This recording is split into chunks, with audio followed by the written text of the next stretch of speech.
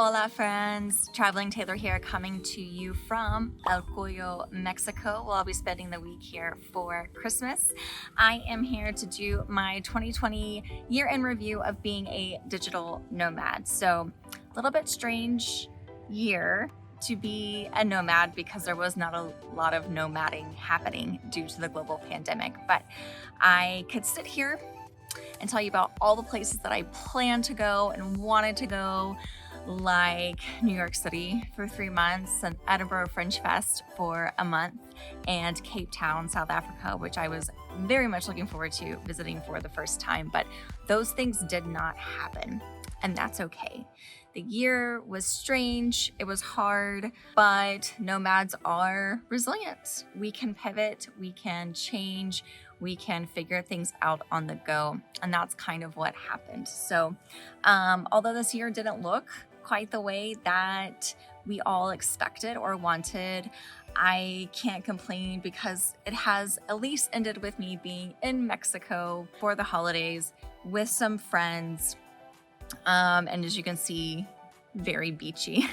Get to do a beachy Christmas this year. So while this year did not look like it typically does, there are still some things that I want to acknowledge that did happen and things that I am grateful for. So I am very grateful that I was already in the US when COVID hit and lockdown started. So I was able to go back home very quickly to my mom's house in Texas, which is where I spent pretty much 8-9 months of the year in lockdown quarantine. So I'm just very grateful that I had an online business already and I didn't have to worry about my job, although it was a little touch and go there at the beginning of the pandemic. But all of my clients have made it through the year and are actually doing pretty well and pretty strong. So I'm super happy for them. I'm super happy for me. I'm glad it continued on, and that's definitely something that I am grateful for. I also am just very grateful that I got the time to spend with my family because I was at home, and that time in quarantine allowed me to just really slow down, did a lot of puzzles, listen to a lot of podcasts, which you can go watch my video on some of my favorites from this year. And I also just got a lot of clarity around my goals and my focus for the next year, which is going to be a lot of you guys out there who are the digital nomad wannabes and who are interested in this sort of work and travel life. And if it could be for you, maybe you just got a little taste of what working remotely is like and the possibilities that could come with it. So I really want to start to cultivate that community a bit more moving forward and create all sorts of content and advice and interviews with people who can help you get started. So that was one of my goals that I gained clarity around, and many, many others. So that was the time to slow down and not be traveling, gave me that opportunity. And of course, it gave me the opportunity to focus on my channel and create content. And although my creativity was very up and down throughout the year, I still was very consistent. And my channel grew by 1,000 subscribers, which is so cool. So thank you very much to everybody who has subscribed and who continues to watch my channel on a regular basis. I very much appreciate it. And if there's anything that you want to see in 2021, just let me know. I'm happy to create some more requested content.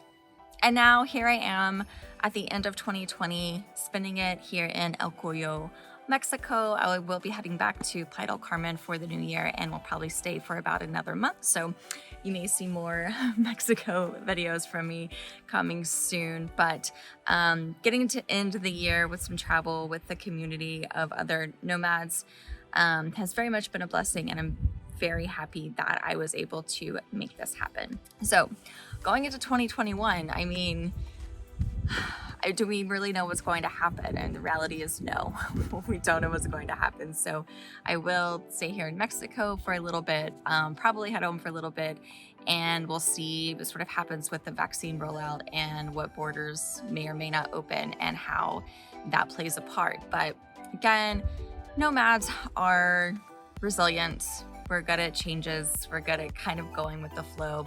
That's what this year was a lot about. A lot of nomads stopped nomading for a while. They found apartments, they signed leases, and some people are ready to get back on the road. So yeah, 2021 will be interesting. I don't have a list of places I plan to go. I don't have a list of things I plan to do because I just don't think it's realistic to make that list just yet. So strange 2020, gotta be an improvement for 2021.